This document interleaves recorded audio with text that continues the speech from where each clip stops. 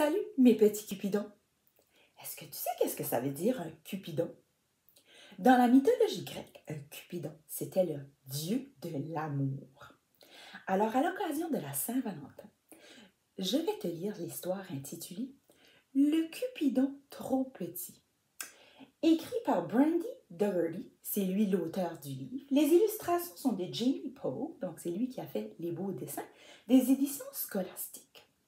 Je me demande bien pourquoi le Cupidon, il est trop petit. Je pense bien qu'il va falloir aller lire l'histoire pour le découvrir.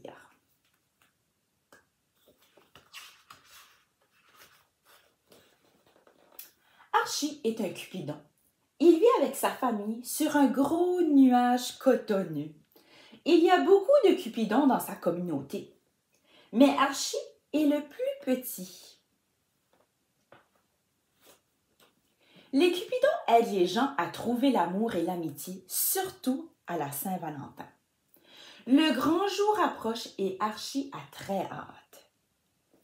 Cette année, il va terminer sa formation et recevoir sa première mission. Il est impatient. D'abord, Archie va voir son père. Son père enseigne aux Cupidons à répandre l'amour grâce à leur arc et à leurs flèches. Archie soulève son arc et vise la cible. La flèche jaillit et éclate juste devant lui. Dit son père, je vais te fabriquer un arc plus petit. Reviens me voir plus tard. Archie vole vers sa mère. Elle montre au Cupidon comment rester caché pendant qu'il travaille. Elle a créé un parcours d'obstacles. Voyons ce que tu peux faire, lui dit-elle.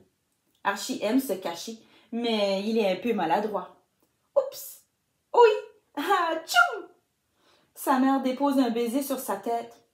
Ne t'en fais pas, tu as juste besoin d'entraînement. Archie retourne chez lui.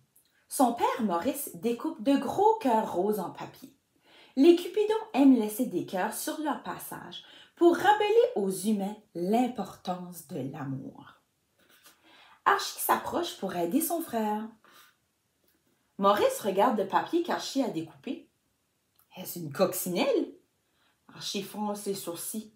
Il a beau recommencer plusieurs fois, ses cœurs sont toujours trop petits. Va donc voir Bella, finit par suggérer son frère.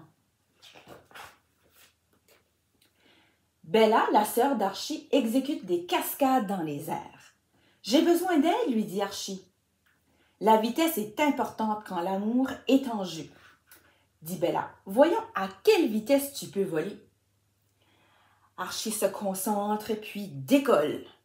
Mais quand il essaie de faire une boucle, « Attention !» crie-t-il. Il fonce sur Bella et tous les deux retombent sur le nuage. Archie s'en va découragé. Il veut juste accomplir son travail comme les autres Cupidons, même s'il est petit. Il se pose sur un nuage, mais perd l'équilibre. Il bascule en arrière et tombe vers la Terre. Oui, la planète Terre, ici. Archie n'y est jamais venu sur Terre. Il n'a même pas complété sa formation, il n'est pas prêt. Il bat des ailes pour remonter chez lui, quand soudain, il entend un bruit. Deux bébés se disputent un jouet. Archie sort une flèche de son carquois et plane au-dessus des bébés.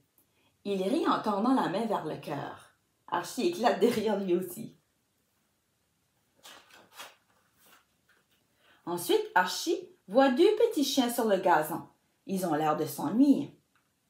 Archie enlève sa couronne de feuilles et la laisse tomber entre les chiens, puis il se cache derrière un buisson pour les observer. Les chiens se mettent aussitôt à jouer avec la couronne.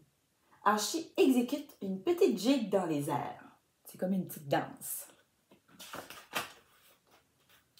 Puis quelque chose attire son attention. Un garçon est assis sur un banc.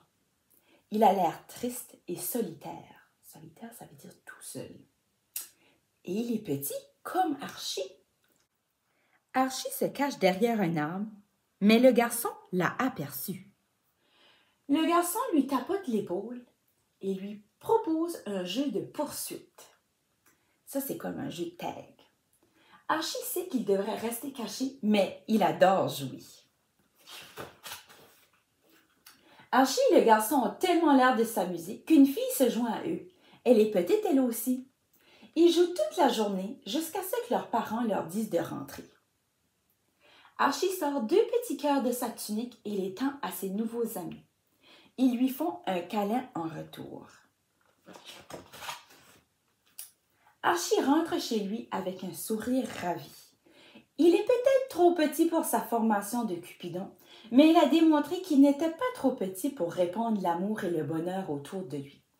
Il n'est certainement pas trop petit pour se faire des amis. Et oui, mon histoire est finie. Et oui, toi aussi, tu n'es pas trop petit pour te faire des amis. Comment est-ce que tu peux te faire des amis? Tu peux peut-être t'inspirer de petits Cupidons, aller vers les autres, leur proposer un jeu de poursuite, de cachette ou partager ton jouet. Alors, va vers l'autre, essaie de te faire un nouvel ami en cette Saint-Valentin. À bientôt!